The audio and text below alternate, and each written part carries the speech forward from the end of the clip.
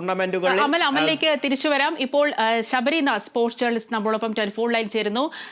ശ്രീ ശബരിനാഥ്, ഇപ്പോൾ മണിക്കൂറുകൾ മാത്രമാണ് അവശേഷിക്കുന്നത് ഒളിമ്പിക്സിന് തിരിതെളിയാനായിട്ട്.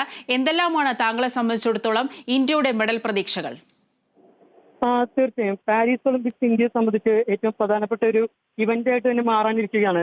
നമ്മൾ കഴിഞ്ഞ 2-3 ഒളിമ്പിക്സുകൾ എടുത്ത് നോക്കിക്കഴിഞ്ഞാൽ കഴിഞ്ഞ തവണ, അതായത് 2022 ടോക്കിയോ ഒളിമ്പിക്സിലാണ് ഇന്ത്യക്ക് 7 മെഡലുകൾ കിട്ടിയത്, ഇതുവരെയുള്ളതിൽ ഏറ്റവും കൂടുതൽ മെഡൽ. അതിനു മുമ്പോട്ട് പോയി കഴിഞ്ഞാൽ റിയോയിൽ നമുക്ക് ശോഭിക്കാൻ സാധിച്ചില്ല, നല്ല രീതിയിൽ പ്രകടനം നടത്താൻ സാധിച്ചില്ല. നമുക്ക് ആകെ 2 മെഡലിലേക്ക് ഒതുങ്ങേണ്ടി വന്നു. 2012 നമ്മൾ ലണ്ടൻ ഒളിമ്പിക്സിലേക്ക് പോവുകയാണെങ്കിൽ 6 മെഡലുകളെ നമുക്ക് ലഭിച്ചുള്ളൂ. പക്ഷെ നമ്മൾ കഴിഞ്ഞ ഒളിമ്പിക്സിനേക്കാളും മെഡലുകളുടെ മെഡലുകളുടെ എണ്ണം കൂട്ടാൻ തന്നെയാണ് നമ്മൾ ഇത്തവണയും ശ്രമിക്കുക. നമ്മൾ കഴിഞ്ഞ തവണത്തേക്ക് എടുത്ത് നോക്കി കഴിഞ്ഞാൽ നമുക്ക് അത്ലറ്റിക്സിൽ ആദ്യമായിട്ട് നമുക്ക് ഒരു സ്വർണ്ണ മെഡൽ കിട്ടി. അതായത് നമ്മുടെ നീരജ് ചോപ്രയുടെ ജാവലിൻ ത്രോയിലൂടെ. നമ്മൾ ഇത്തവണ അത്ലറ്റിക്സ് കൂടുതൽ മെഡലുകളിലേക്ക് നമ്മൾ ശ്രമിക്കുന്നുള്ള കാര്യത്തിൽ യാതൊരുവിധ തർക്കവുമില്ല.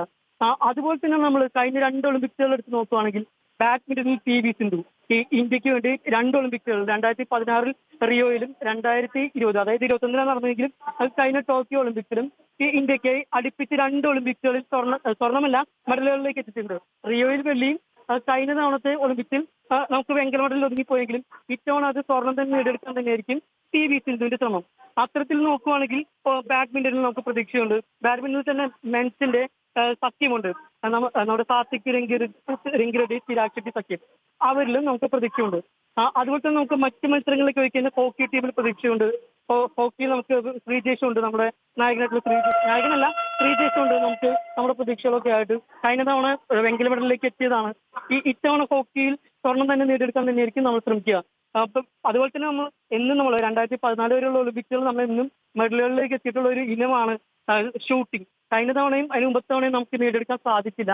ഇത്തവണ മനുബേക്കർ അടക്കമുള്ള താരങ്ങളുണ്ട്, അവരിലൂടെ നമുക്ക് ഷൂട്ടിങ്ങിലും മെഡൽ കിട്ടും എന്ന് തന്നെയാണ് പ്രതീക്ഷിക്കുന്നത്. പിന്നെ നമ്മൾ ഇടക്കാലത്ത് ഇന്ത്യ ഏറ്റവും കൂടുതൽ മുന്നിലേക്ക് വന്നൊരു മേഖലയാണ് ടേബിൾ ടെന്നീസ്. അജന്ത ശരത് കമൽ, അതുപോലെ തന്നെ മാനിക ബത്ര, അതുപോലുള്ള താരങ്ങൾ ഇന്ത്യക്കുണ്ട്. അപ്പൊ ഇത്തവണ ടേബിൾ ടെന്നീസിൽ കൂടെയും ഇന്ത്യക്ക് മെഡൽ ലഭിക്കും എന്ന് തന്നെയാണ് പ്രതീക്ഷിക്കുന്നത്. കൂടുതൽ വ്യാപിക്കും, അല്ലെങ്കിൽ നമ്മൾ മെഡലുകൾ വാരിക്കൂട്ടും എന്ന് തന്നെയാണ് പ്രതീക്ഷിക്കുന്നത്. ഇത്തവണ 10-ന് മുകളിലേക്കൊക്കെ മെഡലുകൾ ഇന്ത്യക്ക് കിട്ടും എന്ന് തന്നെയാണ് ഞാൻ പ്രതീക്ഷിക്കുന്നത്. ശ്രീ ശബരിനാഥ്, മറ്റൊരു പ്രധാന ചോദ്യം, അതായത് കേരളത്തിൽ നിന്ന് 7 താരങ്ങളാണ് ഒളിമ്പിക്സിലേക്ക് പോകുന്നത്. ആ 7 പേരും പുരുഷ താരന്മാരാണ്. എന്തുകൊണ്ടാണ് നമുക്കൊരു വനിതാ താരത്തെ അയക്കാൻ സാധിക്കാതെ പോയത്? തീർച്ചയായും നമ്മളിപ്പോ മറ്റ് കളികളിലേക്ക് എടുത്ത് നോക്കുകയാണെങ്കിൽ ഇപ്പൊ നമ്മൾ മിന്നുമണിയുണ്ട് ക്രിക്കറ്റില്, അതുപോലെ തന്നെ പല മേഖലകളിലേക്ക് പല കളികളിലേക്കും വരുന്നുണ്ട്. ഒളിമ്പിക്സ് നമുക്ക് വനിതകളെ അയക്കാൻ സാധിക്കുന്നില്ല. അത് നമ്മളെ സംബന്ധിച്ചൊരു പോരായ്മ തന്നെയാണ്. ഇനിയുള്ള വർഷങ്ങളിൽ കൂടുതൽ വനിതകൾക്ക് നമ്മൾ കൂടുതൽ അവസരങ്ങൾ ഒരുക്കി കൊടുക്കുക. നമ്മൾ സംസ്ഥാന തലത്തിലുള്ള ടൂർണമെന്റുകളിലേക്കൊക്കെ കൂടുതൽ പേരെ പങ്കെടുപ്പിച്ചുകൊണ്ട് കൂടുതൽ മത്സര മേഖലകളിലേക്കൊക്കെ അവർക്ക് കൂടുതൽ പ്രോത്സാഹനമൊക്കെ നൽകിക്കൊണ്ട് വനിതകളെ മറ്റ് സംസ്ഥാനങ്ങളിൽ നിന്ന് ഇപ്പൊ PV സിന്ധുവും സാക്ഷി മാലിക്കും മാത്രമാണ് 2016 ഒളിമ്പിക്സിൽ ഇന്ത്യക്ക് വേണ്ടി മെഡൽ നേടിയത്. അത്തരത്തിൽ വനിതകൾ എന്നും മുന്നിലേക്ക് എത്തുന്നുണ്ട്. കഴിഞ്ഞ ഒളിമ്പിക്സിലേക്ക് എടുത്തു പോയി കഴിഞ്ഞാൽ PV സിന്ധു വീണ്ടും മെഡൽ നേടി. ലൗലീന ബോർഗഹെയ്ൻ ഉണ്ട്, അതുപോലെ മീരാബായ് ചാനു വെയിറ്റ് ലിഫ്റ്റിംഗ്. നമുക്ക് അത്തരത്തിലേക്ക് എത്താൻ സാധിക്കുന്നില്ല.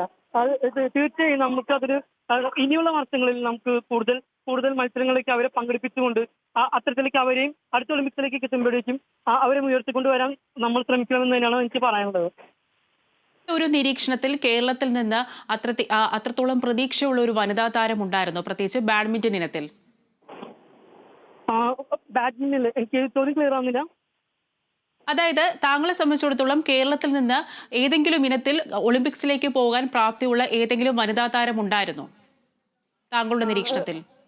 തീർച്ചയായും നമുക്ക് ഇപ്പോൾ നമ്മൾ പറയുകയാണെങ്കിൽ ഇപ്പോ ക്രിക്കറ്റിൽ നമ്മൾ തീർച്ചയായും അടുത്ത ഒളിമ്പിക്സോട്ടൊക്കെ ഉൾപ്പെടുത്തിയിട്ടുണ്ട്. ക്രിക്കറ്റിൽ തീർച്ചയായും മിന്നുമണിയുണ്ട് നമുക്ക് വേണ്ടി മത്സരിക്കുന്നത്. അതുപോലെ തന്നെ വിവിധ മേഖലകളിലേക്ക് നമുക്ക് അറിയപ്പെടുന്ന പേരുകൾ പോലും നമുക്ക് കുറവാണ്. അതാണ് ഞാൻ പറഞ്ഞു വരുന്നത്. ഇപ്പൊ പുരുഷന്മാരെ എടുത്തു നോക്കുകയാണെങ്കിൽ നമുക്ക് പല മേഖലകളിലും ഇപ്പൊ HS പ്രണോയ് ഉണ്ട്, അതുപോലെ പലരും ഉണ്ട്. പക്ഷെ നമ്മൾ സ്ത്രീകളിലേക്ക് പോകുന്ന അത്തരത്തിലുള്ള ഒരു പ്രതീക്ഷയുള്ള താരങ്ങളിലേക്ക് നമുക്ക് അതും പേരുകളിൽ നമ്മൾ കേട്ടു വരുന്നതേ ഉള്ളൂ. അപ്പൊ ഇത് തന്നെയാണ് നമ്മുടെ ഒരു പോരായ്മയായിട്ട് പറയുന്നത്.